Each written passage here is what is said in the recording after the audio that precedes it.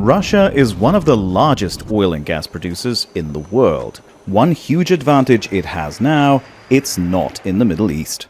With Iran blocking the Strait of Hormuz, disrupting global oil and gas supplies from the region, Moscow, with its vast resources, seems perfectly poised to step in. Except it can't, at least for now, due to large-scale sanctions imposed on it because of the war in Ukraine.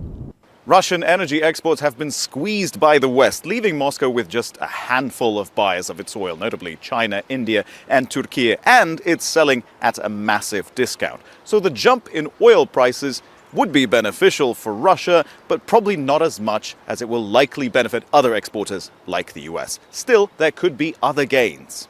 The escalating Iranian attacks on Gulf countries are causing importers to review their concerns about buying from Russia.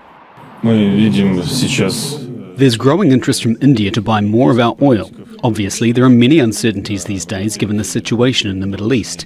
We've also been watching Europe gradually soaring the branch they're sitting on. There's a general deficit of natural gas. Today's volatility in gas prices is a sign of just how unstable this market is.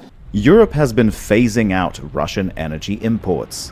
It's still buying around 13% of its gas from Moscow, but the plan is to drop that to zero by late next year.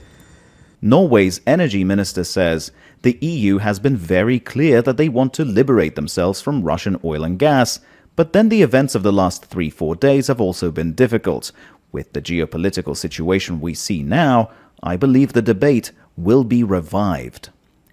Kirill Dmitriev, head of Russia's sovereign wealth fund, is blaming Europe for what he called short-sighted decisions. He's the one leading talks on removing sanctions imposed on Russia. The Middle East crisis could end up improving Russia's positions at talks on ending the war in Ukraine and lifting sanctions, now that Europe and other importers may be more interested in seeing Russian resources make a comeback. Dmitry Medvedenko, Al Jazeera, Moscow. Don't miss out. Get the full picture. Subscribe to Al Jazeera for reliable news and expert insights. Like, share, stay ahead.